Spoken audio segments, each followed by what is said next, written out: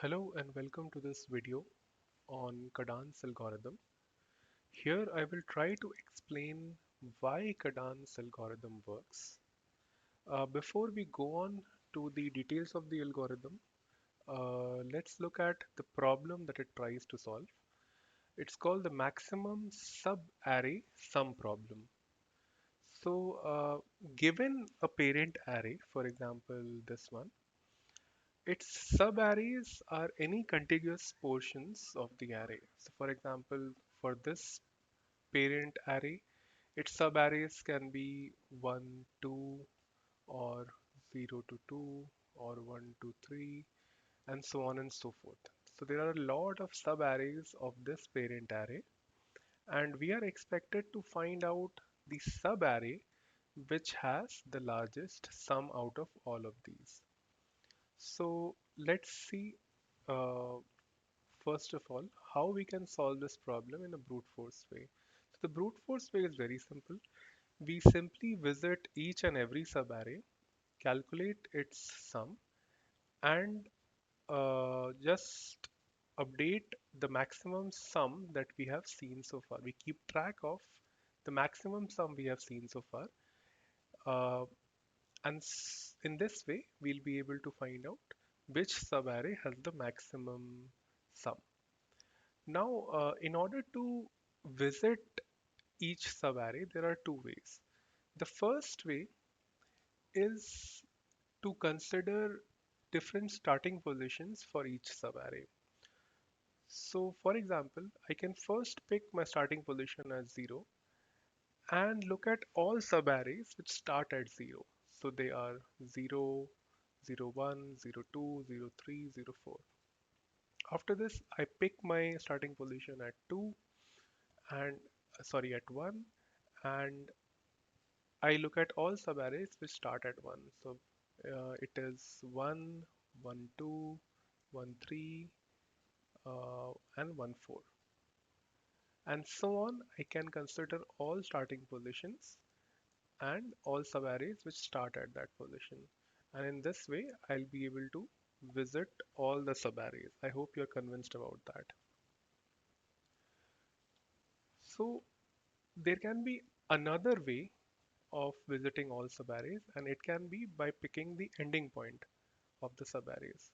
So what this means is, for example, I choose the ending point 0. So what are all the subarrays that end at 0? So it is just 0.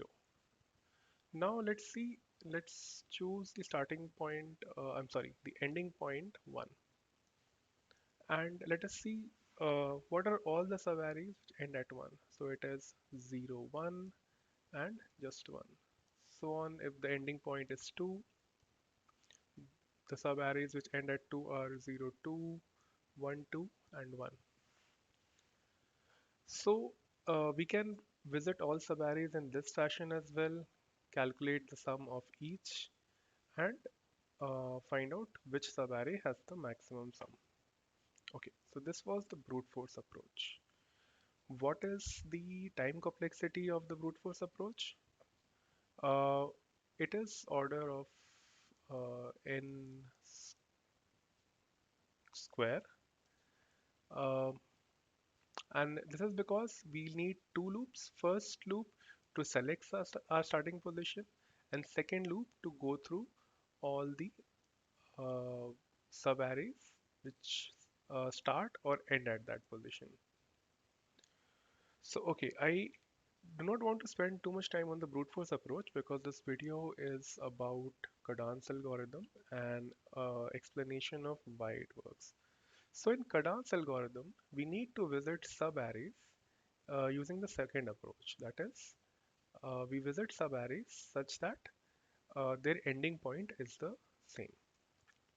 Now, this is a dynamic programming approach, which means that we will try to reduce the amount of work we have to do at a given step using the work that we have already done in the previous step.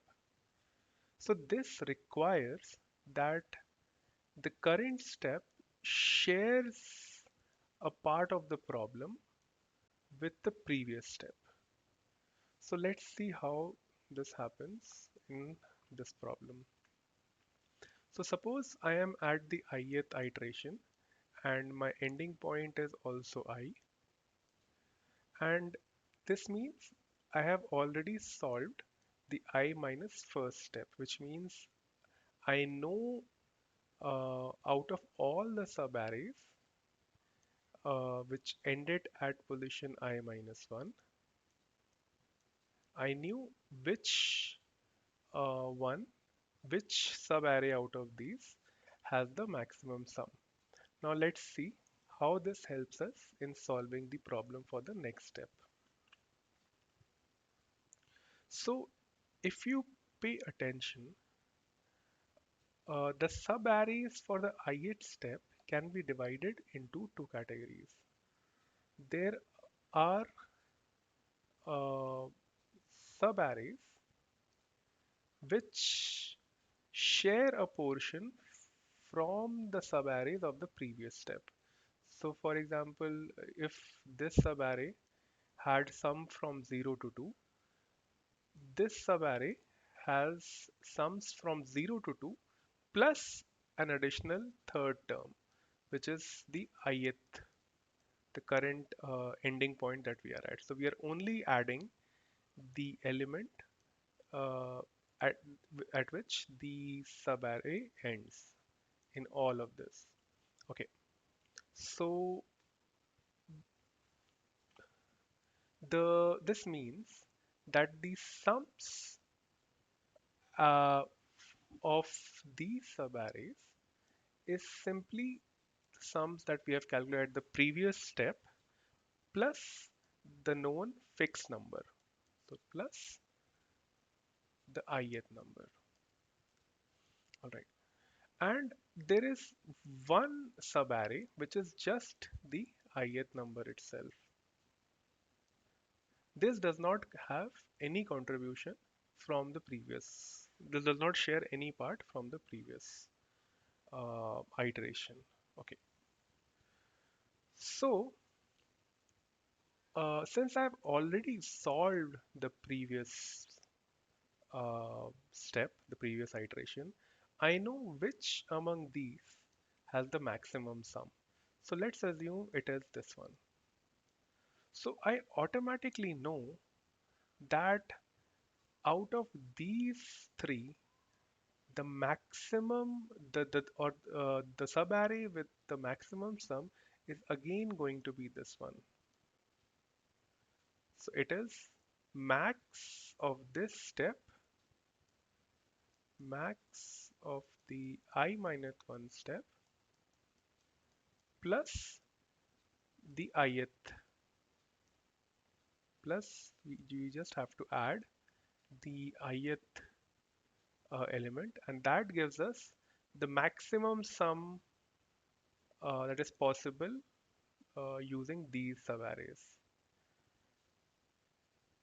And okay, so we found out of these three which subarray has the maximum sum, and we were able to do it in just one step because we have the result of the previous step.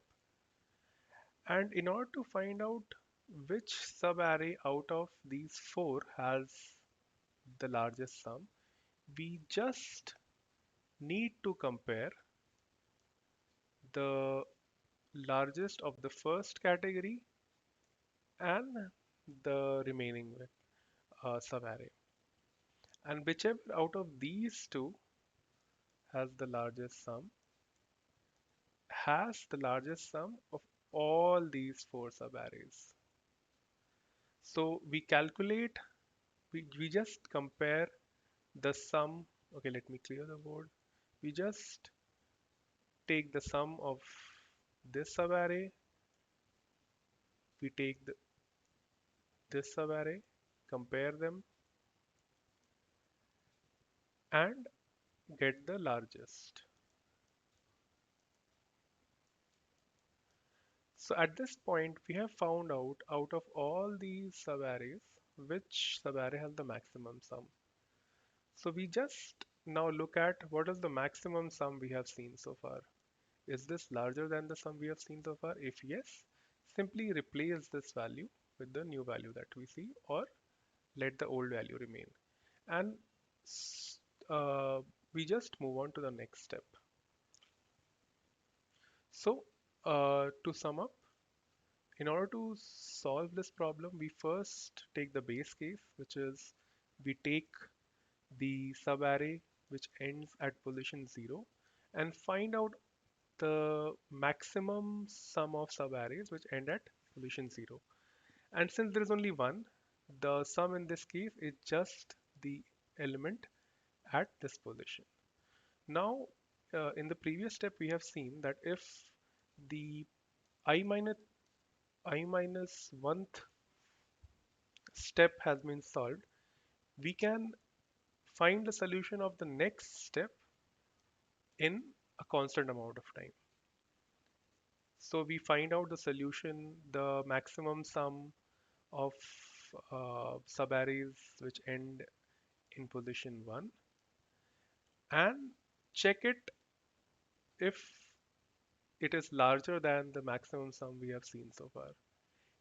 If yes, we replace it. Otherwise, we let the original value stay.